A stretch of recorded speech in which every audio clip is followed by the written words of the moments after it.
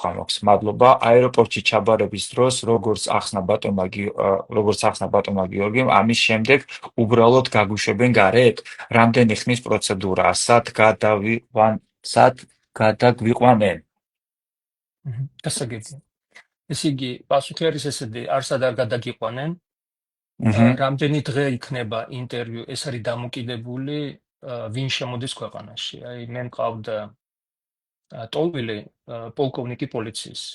და რადგანაც მას ჰქონდა მაღალი სტატუსი და ეს უფროსი ოფიცრის სტატუსი ძალოვან სტრუქტურებში, მისი დაკითხვა მიდოდა 3 დღის განმავლობაში.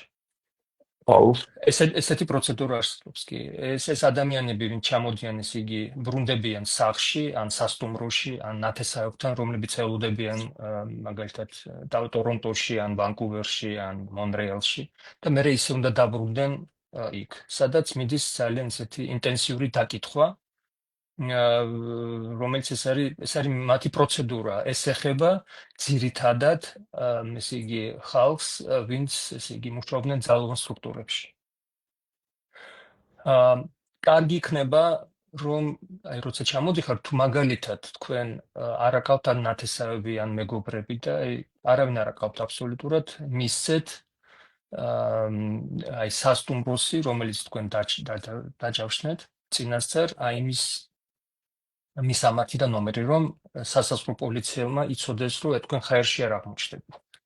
ის ხალხი, რომელიც მე ესე იგი მირეკავს წინასწარ, მე ხშირად ვაძლევ ჩემს მისამართსაც, ჩემს ტელეფონსაც, მე მიცნობენ იქ CBSA-ში და ნუ რო იცოდნენ, რომ აქ არის ვიღაცა, ესე ვინც ამ ხალხს ელოდება ფორმალურად, ან სადაც მომოვიდეს სამუშაო უფლება, ან კიდე სხვა რაღაცებისთვის, ხო?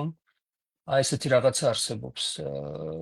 ნუ ყველა ვინ ჩამოდის, გადის ამ პროცედურას დაკითხვას და გააჩნია ვინ ჩამოდის როგორი სტატუსით, აი რამდენი საათი ან დღეები გრძელდება ეს ინტერვიუ არის დამოკიდებული ტოლვილის სტატუსისაგან.